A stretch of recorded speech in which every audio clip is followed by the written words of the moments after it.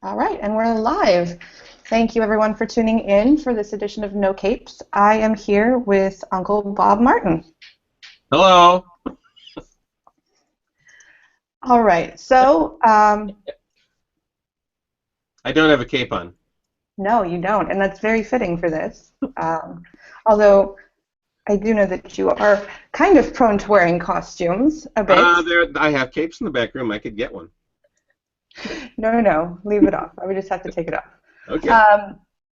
And that's actually a pretty good segue into our first question. So someone asked how you came upon the persona, I guess, of Uncle Bob. How did that evolve?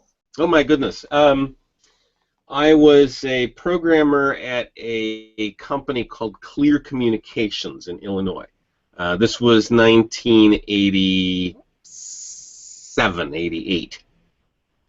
And there was another programmer there who gave everybody nicknames, and I was Uncle Bob.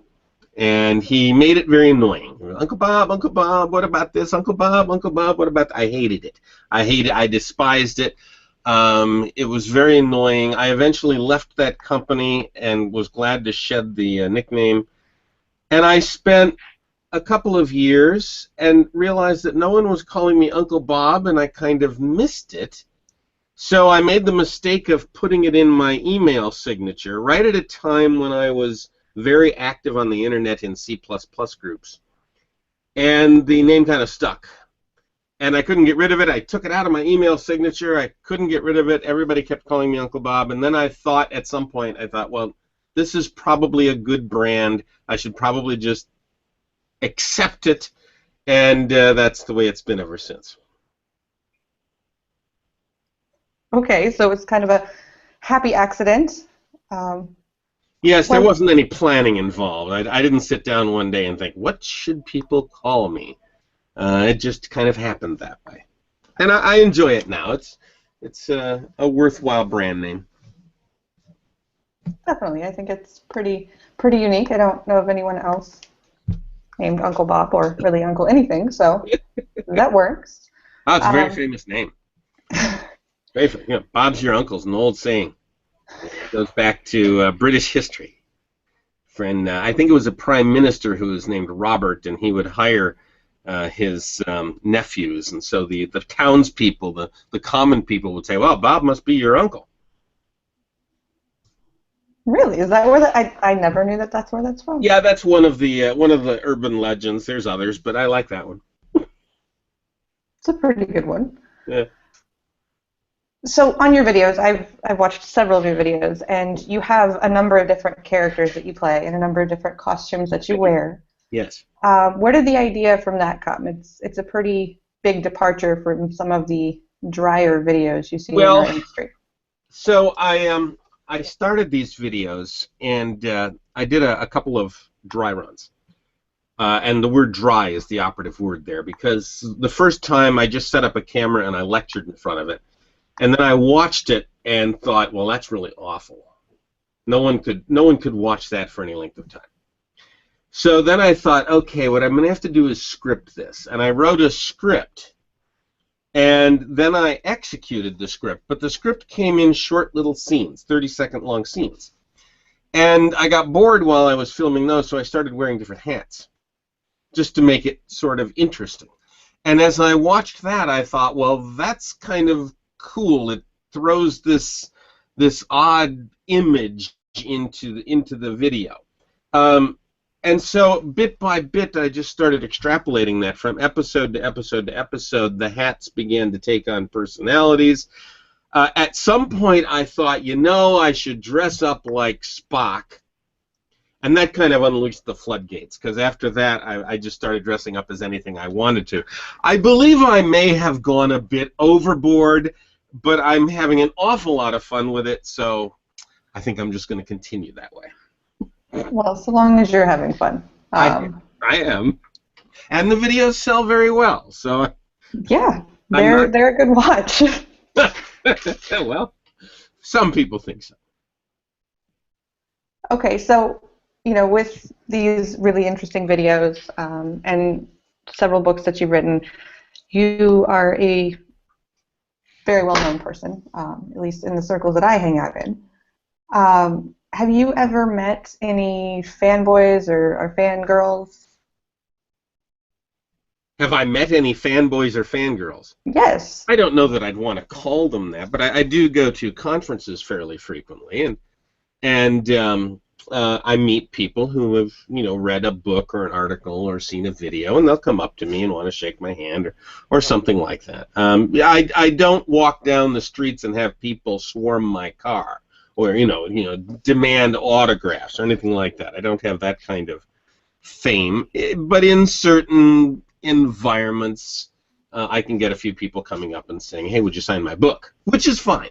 The place that happened most significantly was in Poland. I was in Warsaw, and I was invited to give a talk, and I didn't quite realize where they were sending me, but it turned out to be a movie theater, and I was standing in front of the movie theater screen with my slides on the screen, and I think there were like 500 people in the audience. And I gave my talk, and then we spent probably an hour taking pictures. Everybody wanted a picture with Uncle Bob. And so, I was standing with people and making faces, and bit by bit the pictures got more and more outlandish, and sort of like the videos. I don't think I can stay serious that long. Nice. Well, that seems like fun, I think. But it was fun. I had a good time. okay, so the next question we have, being as well known as you are and having that kind of voice and reach, I guess, does it make you more careful or precise in the things you say? Yes, it does, because there's a significant responsibility that goes along with that, and that may be one of the reasons that I vent in a humorous direction, as a way to allow myself to be careful and disciplined about what I say, and yet still have fun, and it's not dry. And it's a difficult line to walk, and I've gotten over the line a couple of times more than I'd want to. And then people will yell at me or send me emails and say, "Well, you shouldn't have said that," and then I respond appropriately. But yeah, I pay very close attention to that. Okay, that's good. I guess I don't know. It's something that is hard, I think, for other people to imagine what it would be like to have that much of a reach, and how much more careful that does make you need to be. And I think that the idea of it being a responsibility, I think that's a very good one.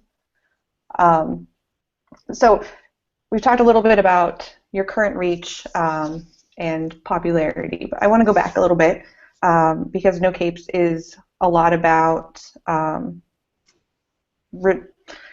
relating to those of us who are younger in our careers. So how did you get started with programming? Do you remember? Oh yeah, I remember the moment, and I think most programmers probably do. And here, let me get it for you.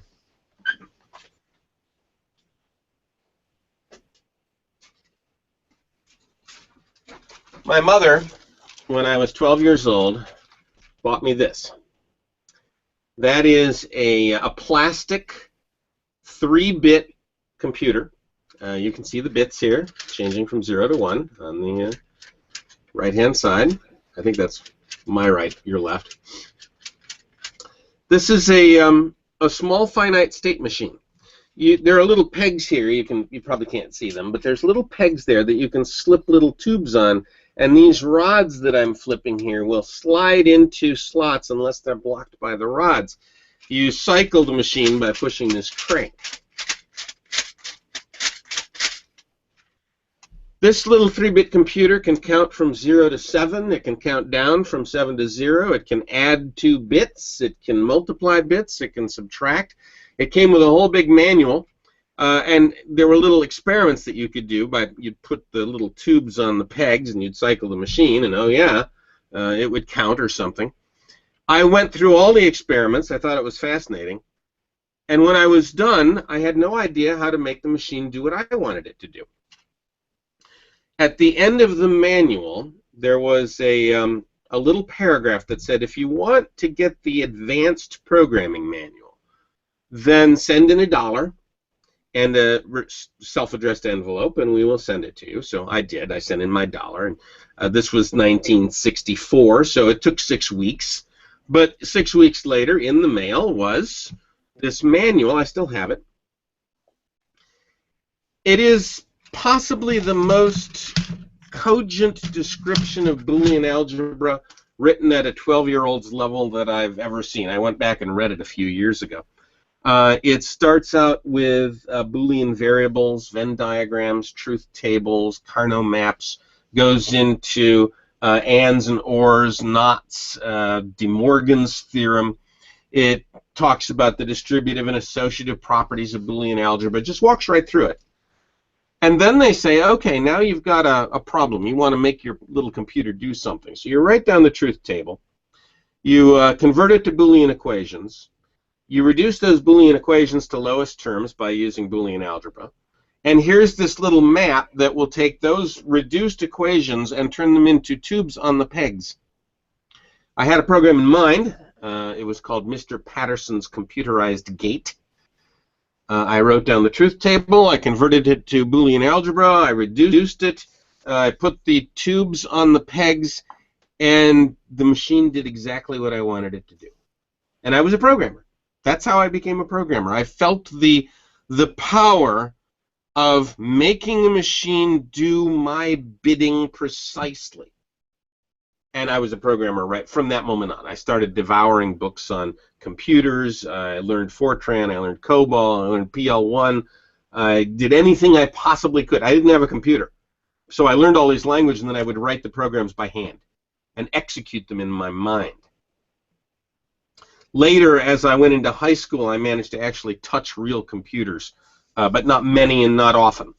Eventually, I managed to sneak into a digital equipment sales office. They let me play with their PDP-8s, and my buddies and I would go on weekends instead of going out on dates, and we would code in PDP-8 language.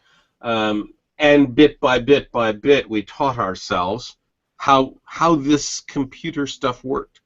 I've been doing that ever since. That is an amazing story. It is possibly the best origin story I've ever heard. It's similar to a lot of the stories that I hear from people. You know, that first moment when it does your bidding. It's magic. Magic. Definitely. So, you know, as this young man, you know, you've discovered computing and you're devouring all these books. Who did you look up to at that time? Were there programmers that you looked up to or particularly learned from? At the time, there were no famous programmers that I knew of. The closest I could get to, I suppose, would be the guy who wrote the Fortran 4 manual, Daniel D. McCracken. But I never saw him talk. I never met him. I never saw anything except the one book that he wrote. It was only later that I realized that there were heroes in the field that predated me. People like Dijkstra and Jordan and Alan Turing. I just watched The Imitation Game, and that's quite a startling movie. So it's later in my life that I've begun to develop these heroes from the history of software development. Growing up in my 20s and 30s, of course, I began to know who some of these folks were. And there are many now that I consider to be heroes of mine, like Trygve Rinskaug, whose name I just completely butchered, but the guy who came up with Model View Controller long ago. Obviously, there's the early guys who invented OO, Christian Nygaard, Ole Johan Dahl. There's Dijkstra, who gave us structured programming. There's John von Neumann, who gave us early computers, stored program computers. So there's many, many, many that I've been able to look back at and realize, yeah, these are my heroes. But as a young man, in my teens and 20s, I had no idea who these people were. Have you ever read this book?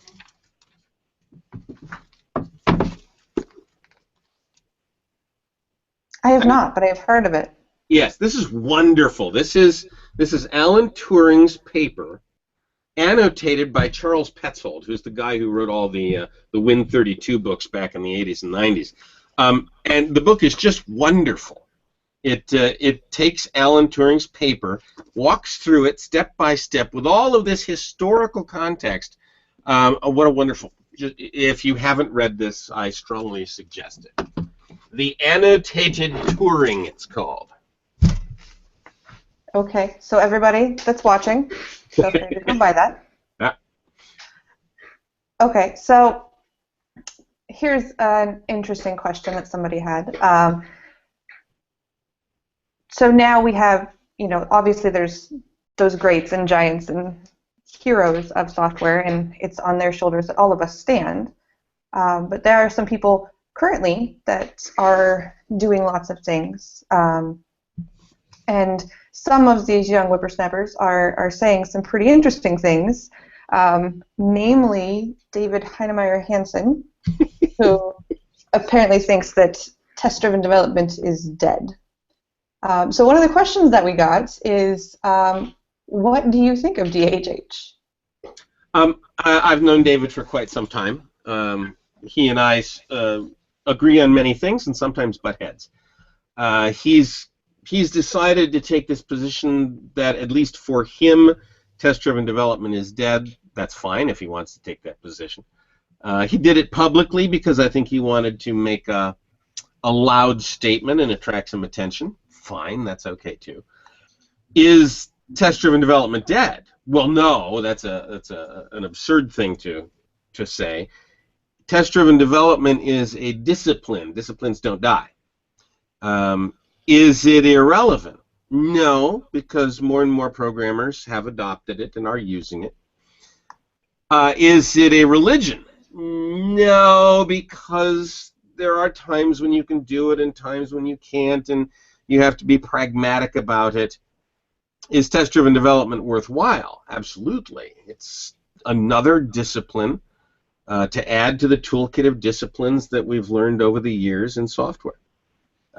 So I think what David was really fighting about there, I think what he was objecting to, was the religious overtones, the statements of righteous indignation. If you don't do test-driven development, you can't be a real programmer, that kind of thing. And to be fair about it, I'm guilty of saying things like that because I feel pretty strongly about test-driven development. Although I never wanted it to be a religion, I don't want it to be that kind of orthodoxy. I do think that it's an important discipline for all programmers to learn and all programmers to become skilled at, so that they can decide when it helps and when it doesn't. Anyway, that's how I feel about it. Yeah, so I agree with a lot of just about everything you just said. I myself, when I first came across test-driven development, almost had a knee-jerk reaction to, like, no, you can't. It was very much that you have to do this all the time, no matter what, or you're unprofessional. And that, for me, had a knee-jerk reaction. And I very much like the more moderate approach that this is a tool, and sometimes it's really useful, and sometimes maybe not. But understand it and know when to use it. So. Certainly that. I would modify that more. There are many circumstances in which test-driven development is very useful, and it would be very unfortunate, if not unprofessional, to not use it in those cases where it helps greatly. So I don't want to make it sound like I'm casual about it. Like, well, if you feel like writing tests, write tests. In a team where I was the lead, I would be watching very, very carefully to make sure that in the right circumstances, which is most circumstances, the developers were doing test-driven development very diligently. And in those circumstances where it was more difficult or less practical, they had a good reason why they weren't. But I'd be very very careful about that. I don't want test-driven development to become a casual thing that some people do and some people don't, and everybody's happy with that. Okay, so I can understand that. So I'm assuming that, you know, when you were a young child and you were doing your, you know, handwritten programs on paper and the compilation in your head, you probably weren't doing test-driven development. No, not at all. So at what point in your career did you start that? 1999. And my reaction to it originally was the same as yours. It was a knee-jerk negative. I started to read Kent Beck's work on this topic, and I was a C++ programmer at the time. And my, my reaction was, well, that's nonsense. How can you write tests first? It makes no sense. But the other things that Kent was saying about extreme programming, I thought made an awful lot of sense. It was just this one thing that I thought was a little bit weird. So I flew out to Kent's home, and he and I sat down and we started to write some code together. And I had never seen anybody write code this way. Now, I'd been programming, by that time I'd been programming for 30 years. I didn't think anybody was going to show me a new way to write code, but here was Kent sitting with me, and we were doing something that I'd never seen done before, which was to work in these impossibly short cycles with a little test and a little code and a little test and a little code, and always knowing from second to second that everything worked.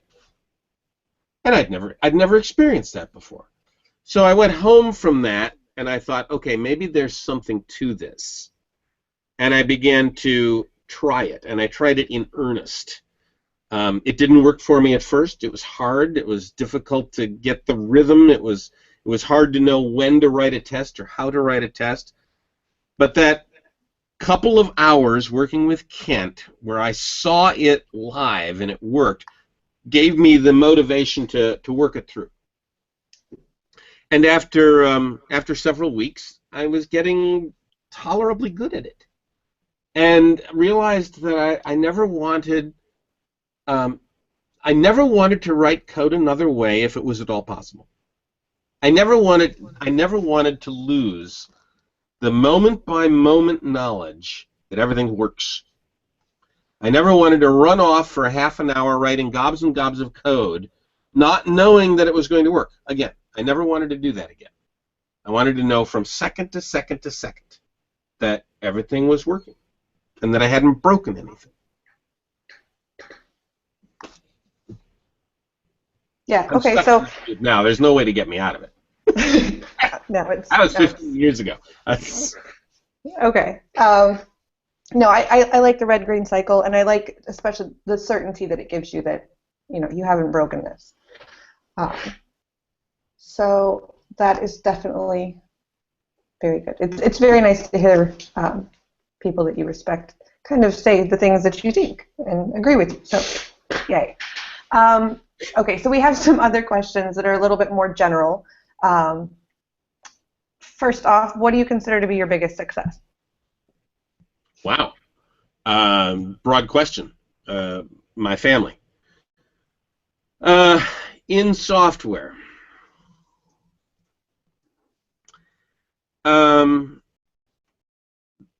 Probably the biggest success so far is the book Clean Code. From a financial point of view, certainly, but from an impact point of view, from the point of view of achieving a mission and a goal, I think that book has done more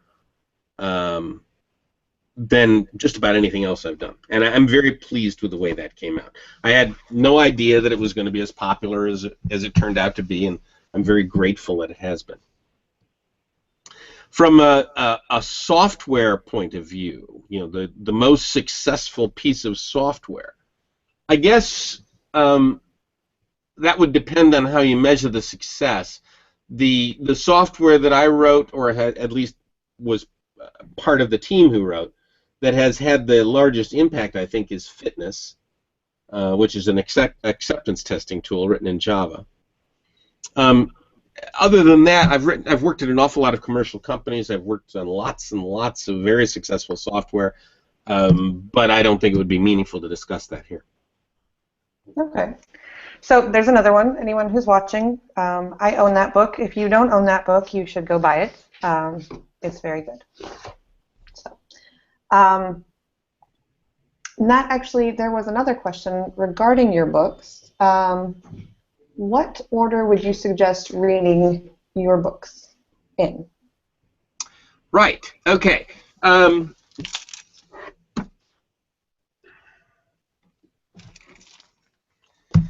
So this one first. Oh no, this one first. Clean Code. That's probably the one to read first. Of course, it's not the one I wrote first, but probably the one to read first.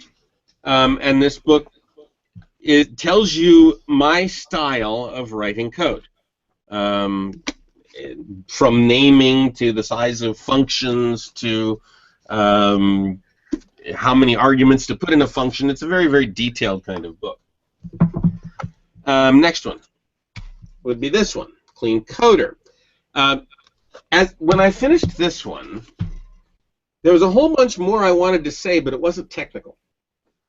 And so I sat down and I just started writing all these notes about the non-technical part of programming, and I assembled them all into this book, which is a book about not the technical parts of software, but the harder parts. You know, how do you write code after you've had a big fight with your spouse or your significant other? How do you write code when you've just had a big fight with a coworker? How do you estimate? How do you tell your boss that what he wants can't be done? When should you tell your boss that? All kinds of advice like this, and it's in some sense somewhat autobiographical, because I go through a lot of the stories that I went through in my own career, and times that I got hired, times I got fired, times that I did well, times that I did badly. And then the third book to read would probably be this one. And of all the books, this is the one that is the most technical. This is all about design principles and design patterns and design processes and practices. There's a tremendous amount of very deep knowledge in this book that is kind of the accumulation of 50 years worth of experience. So that's the order that I would put those in. Okay, so now we have 2 more books on your all's reading list. And since we're talking about books, we have a couple more book-related questions. Okay. Okay, so you've lost your entire library. All the books you own are gone, except for one. What do you keep? From a software point of view. Yeah, technical books. If I only could keep one book, what would that book be? That one. Design Patterns. It's a strange thing that people nowadays believe this book is out of date. It's not. It's perfectly relevant. People have a large number of people have begun to say things like, well, Design Patterns was a failed idea, or an old idea that we don't really need to use anymore. That's crazy talk. This is a book that contains 23 common solutions to common problems. It gives them very nice names and canonical forms.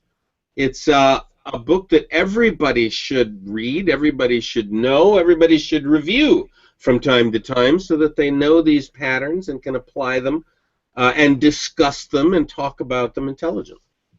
So if I had one, that would be the one. So I think we're up to 5 books now that everyone needs to go buy. I can give you another one if you want. Okay, what's another one? Let's see if I can find it up here. Got to have it on my shelf somewhere. The name of it is The Structure and Interpretation of Computer Programs. Here it is. The Structure and Interpretation of Computer Programs. And this one you don't have to buy because it's free on the web. The PDF is already up there, along with all of the associated videos. This is a life-changing book. The information in here will rock your world. If you're a PHP programmer and you don't know any of this stuff, if you haven't seen what's in this kind of book, it will make you think very, very differently about software. It's also an excellent introduction to functional programming. Although they never use the word in there that I can tell, it's really what the book is all about. It's got a lambda on the front. Yeah, of course, it's got a lambda on the front. Yes, right. So you can see that, and of course, there's the whole wizardry meme that it's suggesting. The book is tremendous. The videos are fun to watch. They were all recorded, I believe, in the 80s, and you've got a bunch of students in the room watching an instructor write Lisp code on a blackboard with all the parentheses, paren, paren, paren, on the blackboard.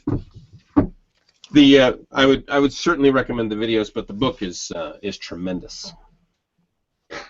Okay, I will add that one to my personal list because I don't own that. Good. Okay, so let's take a couple more questions from Twitter. We're bouncing around a little bit here, but it's fun. So when does engineering turn into over-engineering? Engineering turns into over-engineering when the cost of the engineering exceeds the value that it provides. Simple formula. Now, software. When do you over-engineer software? How do you over-engineer it? You over-engineer software when you add code that isn't used. You add code in anticipation of something that might happen one day. We used to call it putting the hooks in. If you write code and you put the hooks in for things that you think might happen someday, by definition, you are over-engineering. So that thing that you're talking about there, I believe actually has an acronym associated with it. YAGNI? Yes. This is what, oh, you've got it on you, good, yes. That's my favorite programming thing. So this is Kent Beck again. You aren't going to need it, which is a reminder. I mean, it's not that you aren't going to need it, because sometimes you will, but you aren't going to need it now. And so you shouldn't put it in now. Now, this needs a little bit of explanation. During the 70s and the 80s and into the 90s, the conventional wisdom was put the hooks in. Get the architecture so that it can absorb change.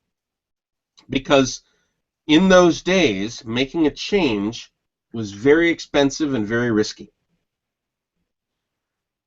That changed, that whole risk equation changed when we started doing test-driven development, when we started writing tests. If you have a suite of tests, change becomes trivial. And if change is trivial, if the risk goes away, then anything you put into the code to facilitate change becomes over-engineered. If the tests allow you to make change easily, and they do, then you don't need to put the hooks in, and the "you aren't going to need it" meme starts to make an awful lot of sense. Okay, definitely. And I think it's interesting to discuss the history of how that came about, and it's still, I think, important to understand. Okay, so the next question. So being where you are at the head of development, or being, someone with a great voice and a great reach that lots of people look up to, how do you keep learning and innovating? Oh, well, I do a lot of reading.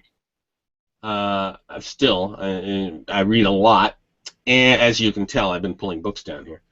And I do an awful lot of fiddling, and not with the fiddle, but with computer stuff. I still write a lot of code. Now, nobody pays me to write code anymore, which is, in some ways, is good, in some ways, is bad. But I still spend an awful lot of time writing code. One of the things I'm doing at the moment, just for fun, and maybe I'll incorporate it into a video at some point, is I'm writing a PDP-8 simulator in Lua on the iPad. Now, this is just a lot of fun. A PDP-8 is a machine that was popular in the 1960s. I'm writing the emulator for the binary machine itself. Lua is a language that has nothing but floating point numbers.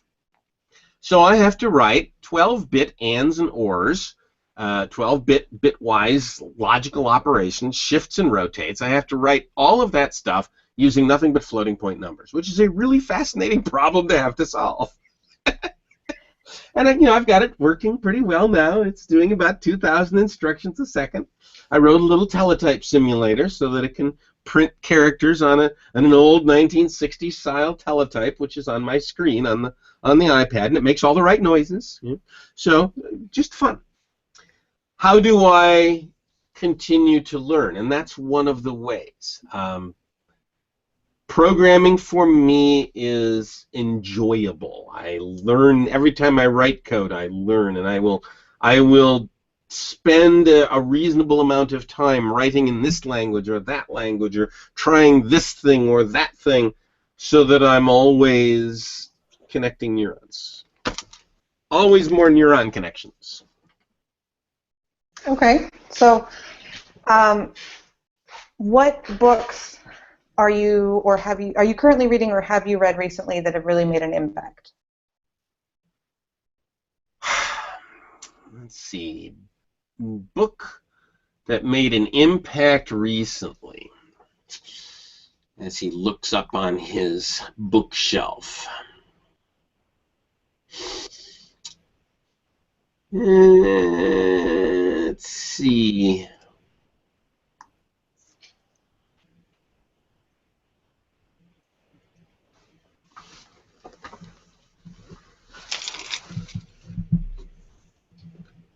Not recently, but actually not recently at all, because this is almost 15 years old. But this is a wonderful book. If you haven't read this one, this is another one of those books that is about the non-technical part of programming. So The Pragmatic Programmer by Andy Hunt and Dave Thomas is a wonderful book.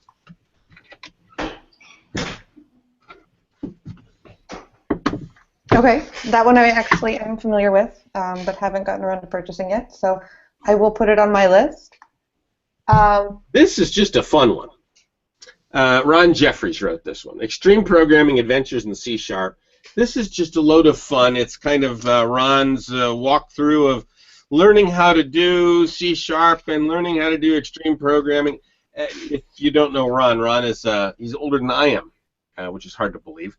Got his start programming at Strategic Air Command when he was 19. One of the guys there just said, "Hey, you want to come play with a computer?" And so he would go into the mountain and play with the computer. This is a wonderful book to read. I could go on. There's lots of wonderful books to read. Well, I do have one more book-related question. Yeah. Have you read The Art of Computer Programming?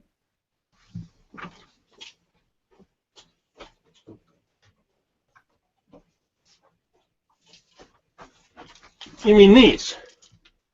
Yes, those. News books. Or maybe you recognize them in this form. Yes. Okay, so these are the hardbacks from the 70s. And there was another edition done, which is these, which was given to me as a gift, actually. And if I remember correctly,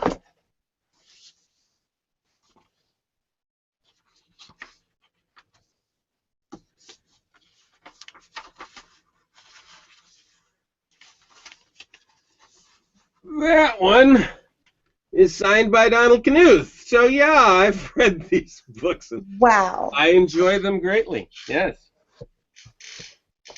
And yes, That's the you edition know, that I I own, have but it's my own fandom to deal with. I've never met Donald Knuth. I wish I had. he's definitely on my top list of people to meet. I own that second edition of the books, but sadly not signed. Um, so that's very good. We've actually gotten some questions in this Hangout bar over here that I've been neglecting, so Oh. we'll go through some of those right now. So what is one programming principle, methodology, or concept that you think is misunderstood and or underutilized?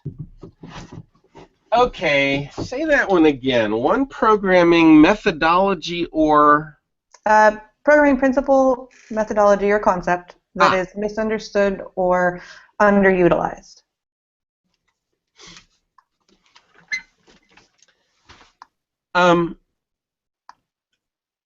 Probably the one that I see most. Okay, wait. The one that I see most underutilized is just the idea that functions should be small. I see a 50-line function, a 60-line function, and I think, well, I think I could turn that into 5 different functions. I like my functions to be very, very small. I like them to be maybe 3 or 4 lines long, maybe 5, depends on how what I'm trying to achieve. What I think is unfortunate is that people will build these, large functions that are 50, 60, 70 lines long, and they become difficult to read because nothing inside them is named. If you pull out lots of little tiny functions, you can give them names. You can describe what they do, and it gives you a lot of information about what you're trying to accomplish.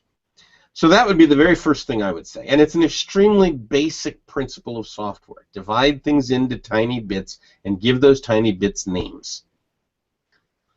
Now, there's a whole bunch of other principles of software that are also frequently neglected, and they have to do with coupling. What parts of the software should know about what other parts of the software, and how should they communicate? How should the communication across the boundary between them be accomplished? And we could go into great depth there, but most of the design and architectural problems within software come from a misunderstanding of that. Okay, and I would the first one that you mentioned, having short functions. That's something that I find really interesting because early in my career, I was using a framework called CodeIgniter, which the PHP community will be familiar with. But we had these controller functions that were several hundred lines long, and it was very bad architecture. But somebody had told me, and I think it was actually from your book, that they should be, I think it was 10 lines tops. And I thought that was completely, absolutely just insane. That was impossible. It could not be done. And it turns out it can be done. Yes. And I was just being stubborn. And I do it now.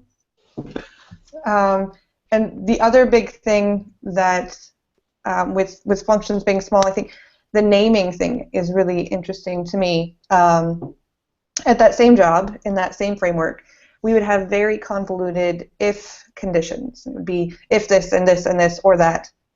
And it was very hard to reason about, and somebody told me, and it took probably a good 5 minutes to get this concept through my head, but the fact that you could make that if statement into a function and give it a name, and then instead of being if this or this and that, it's, is this person registered, or is this person older than 30? Or yes. It has a name so you can read it, and yeah, those were two really big things, having small functions and being able to name things so that you can reason about them. Probably two of the biggest eye-openers for me when I was rather young in my career. I once asked Grady Booch what he thought clean code was, and he responded. He said, clean code reads like well-written prose. good code may not be Shakespearean in that kind of prose. It doesn't have plots and characters necessarily, but it should read well. And that making functions short and giving them good names and giving names to the predicates of ifs and whiles makes the code read very well. Makes it much easier to understand the concepts because you've named them. Yes, very much yes. Okay, so next question. What hobbies do you have or pastimes other than coding? Oh heavens! I'm learning how to fly. And this is something I've been doing for the last year. So I about 2 or 3 times a week will get into an airplane and fly it around, and that's a lot of fun. I'm learning how to shoot. This is something late in life, but my wife and I have both decided that it's fun to go to a shooting range and plink away at targets, so we do that from time to time. I ride my bicycle quite a bit. I love to get out, especially when the weather is better, and get on a path and just ride for 30 miles. So those are kind of 3 hobbies that I have that I will pry myself away from the computers and begrudgingly give those hobbies some time. I enjoy them well enough. If I had to abandon them all, as long as I could keep programming, I'd be happy. So that brings me to an interesting question. Do you now, or have you ever in your career, struggled between with a work-life balance between your passion for code and then still having time for other human things? Yes, yes, quite a bit.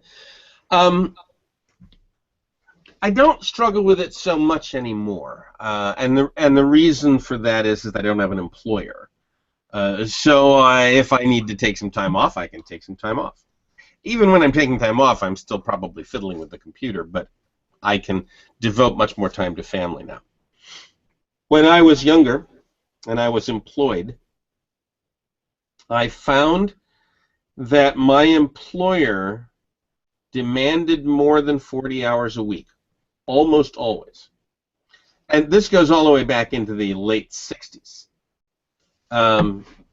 It was not uncommon for me in the late 60s and the early 70s to work for the employer for 60, 70, 75, sometimes 80 hours a week.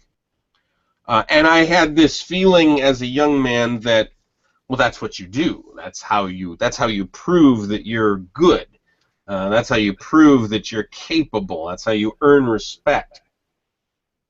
I found out later that it's quite the opposite. That's how you lose respect. That's how you prove that you are not capable. If it requires more than 40 hours a week to get the job done, then you're doing something wrong. It took me a very long time to learn that, and I probably really didn't learn it until 1990, 30 or so years into my career. That's about when I started really striking the work-life balance better. Took me 30 years to do it, but I think I did it pretty well after that. There were lots of times that I would come home from the office in my 30s at 7 or 8 at night. And the kids were already in bed, and my wife had dinner, and she was upset because I didn't come home. And I said, yeah, but I had work to do at the office. And just isn't the right way to work it. Now, having said that, a professional works more than 40 hours a week. A professional will work 40 hours for their employer, but will reserve another 20 for themselves. And you think about a doctor. You go to a doctor, the doctor puts in 40 hours a week in the office. You kind of hope he goes home at night, or she goes home at night, and reads journals and studies what's up in the medicine field.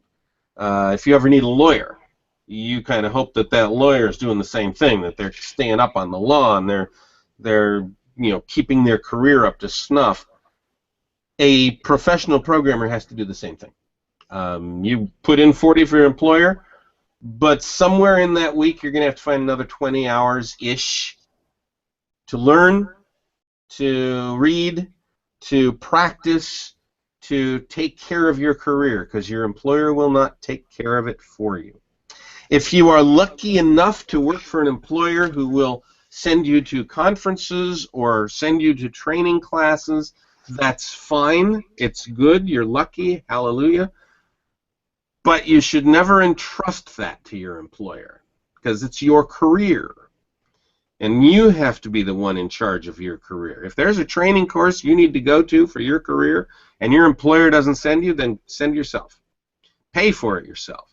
If there's a book you need, if there's a conference you need to go to it. And pay for it yourself if you have to. Don't get caught in the trap that your employer is in control of your career. Because in the end, that won't serve your career very well. And that is something that's completely timeless, because, I mean, if it was true in the 60s when you were doing it, and I know from experience that the paradigm that programmers should work, 60, 70 hours in the office is still prevalent in a lot of companies. Oh, yes. Especially in the startup world. But now they put food tables and kegs, so, yes, I mean, yes. really, what else do you need? Well, that makes it so much better. You can eat breakfast, lunch, and dinner at the office. You can bring your kids to the office and your pets. Okay, so let's see. Next question. Sorry, I dropped my earbud. No, it's fine. Okay. Okay, so how do you deal with people or clients who don't see the value of testing? I don't tell them anything about it. Does the doctor describe to you the technique of washing his hands before surgery? Right? You're going to have an appendectomy. Does the doctor say, okay, now I want you to know that I'm going to spend 20 minutes washing my hands? And is that okay? Is it all right if I spend 20 minutes washing my hands? This is just a practice that software developers do as part of their job. They don't have to make excuses. They don't have to apologize for it. Someone asks you to write software, you are going to be writing tests. And it's just part of what you do. If an employer or a customer says to you, well, why are you writing all these tests? You respond and say, well, because that's the best way to get this code written. Well, I don't want you to write these tests. Well, then I'll have to double my estimates. Right? It'll take me longer. I'll have more defects. I'm not going to do that. These are disciplines that you adopt because they help you do your job better. And so you don't have to apologize or excuse them. And you don't have to explain them or tell anybody you're doing them. Okay. Does your advice change at all if it's not the paradigm of programmer and client, but say you're on a team where your boss or your lead developer doesn't believe in testing? Well, now you got a problem. Because if your lead developer does not believe in testing and you do, then that person is not going to be your lead developer for very long. Because the relationship's unstable, and eventually there'll be a divorce. Or a conversion. Conversions are rare. Divorces are much more frequent in this kind of situation. Okay. That is fair and anecdotally accurate from my experience. So. Yeah, for lots of people. Yeah. But what happens is that after the divorce, people of like mind tend to congregate. So we wind up with either inside a company, all the people who like to do testing will join together and form a new team, or they will form a new company outside. So now what we're seeing out there are companies based on testing discipline, testing ethics, and quite a few of them. I expect they will massively outperform everyone else. think that's a pretty good expectation. Um, Now, there's a lot of DDs that we hear about. Yep. Yep. You've got TDD and BDD and DDD and lots of DDs. Yes. How do you feel about DDD, domain-driven development? Okay. Let's see. Where is that book? Yeah, here it is. Eric Evans, Domain-Driven Design, actually. Domain-Driven Design. This book is a wonderful book. I suggest it, recommend it. At least the first half is extremely easy to read. Then it gets pretty thick and technical, but that's okay. The ideas in this book are wonderful. The notion that you have an ubiquitous language and a good domain model and powerful stuff. This has nothing to do with any of the other DDs out there. This is just a very, very good set of thoughts. So, good book to have and to understand. Okay, so test-driven development. Originally called Test-First Design, and then Kent changed the name to Test-Driven Design, and then to Test-Driven Development, and who knows what it's called now. Is a discipline, a set of rules and procedures for developing code at the microscopic level. BDD, behavior-driven development, is related to test-driven development because it does involve tests, except that now the tests have become specifications that can be read and written by business people, and the automation of those tests is no longer necessary for the discipline of BDD. The idea of behavior-driven development is that you specify the system in terms of examples written in a testable language, a language that can be automated if you want to. RDD, responsibility-driven design. This is Rebecca Werfsbrock's idea from way back in the 70s, that object-oriented design should be focused around the responsibility of classes, and she went through a whole big analysis of that. So lots and lots of DDs out there. I'm sure there will be more. Okay, so we will just keep adding to the list of DDs. DDs. Okay, there was one question related to this that I really wanted to ask, and I want to be respectful of your time. We're almost at 4 o'clock. Do you need to wrap up? Well, soon, yes. Okay. Okay, we've got a couple more questions, and there's one that I really want to ask, but really quick, where is it? Okay, so in the PHP world, we have some tools related to BDD. I don't know if you're familiar with them, but, and I'm going to butcher his name here, and I apologize, but the question is, what do you think about Konstantin Kadyrashev's work in BDD? The idea being that he's using multiple context files on the same feature to test at the domain, but also to drive TDD. So it's kind of the marriage of BDD and TDD at the same time. This is something I don't know anything about at all. The name is not familiar, and I don't know what the concept is. So I will pass on that question. Probably didn't know that I butchered his name. I have used his tools though, and they are fairly interesting. Okay, 2 more questions. First one: where do you draw the line between junior developer and senior developer? Well, I could pick an arbitrary number like 5 years. It seems to me a developer with 5 years experience is probably senior. Now, why do I say that? When I started as a programmer in 1970, say, maybe there were 10,000 programmers in the world. Maybe. Maybe there were 10,000 computers in the world. 10 years later, 1980, there were probably 100,000, 200,000 programmers in the world. By 1990, there was probably a million, million and a half programmers in the world. Now there's probably over, depending on how you count them. That's a startling growth. And if you do the math on that growth, it's pretty easy to show that the number of programmers in the world doubles every 5 years, which means that half the programmers in the world have less than 5 years experience. This is always true. So long as we are growing at that growth rate, it will always be true that half the programmers in the world have less than 5 years experience. It means that our industry is stuck in a state of perpetual inexperience. We have more inexperienced people than experienced people, and that is going to continue so long as we grow at this rate.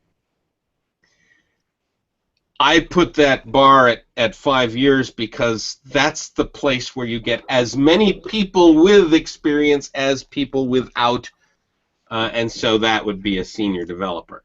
Is it senior enough? No, not by a long shot. I think you really become mature enough and experienced enough at about the 10-year mark. But then you're outnumbered by 3 to 1.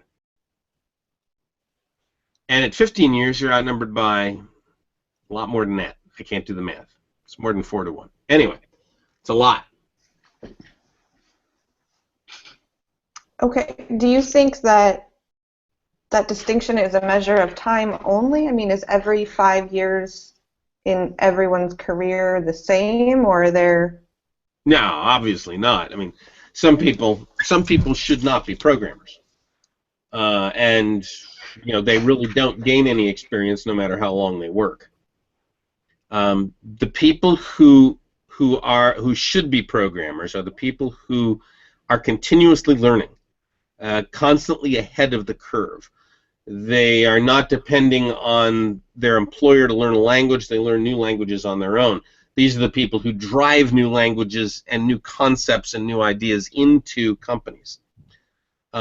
And if you have that kind of personality and you have been doing that kind of learning, then you become senior at 5 years just because that's kind of like the half mark, and probably truly senior at about 10 years.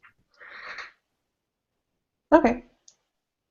Now for our last question, because we are out of time, but this is one that's particularly important to me. So women and people of color are vastly underrepresented in our field. Why do you think that is, and what do you think we can do to change it? Well, this is something that's puzzled me for a very long time and concerned me for a very long time. And the statistics on it are deeply troubling. In the 60s, women, in particular women, were joining the ranks of programmers at about the same rate as men. In fact, most of the early programmers were women back in the very early 60s. This changed around 1970-something, mid-70s. And if you look at the graphs are deeply disturbing because the number of women joining the ranks of computer programmers precipitously fell and has stayed very low from about 1975 on. Other STEM fields like astronomy and chemistry and biology did not see that drop. Only computer science saw that drop. Now, why? I don't know. I don't understand why. I've written a number of papers about about some of my theories. Some people agree, some people don't. What we have now, however, is a gigantic boys' club. And I can't imagine how uncomfortable it is for a woman to walk into the locker room and see a bunch of men hanging out with all the guys. And for me, I'm one of the guys, so I don't even see it.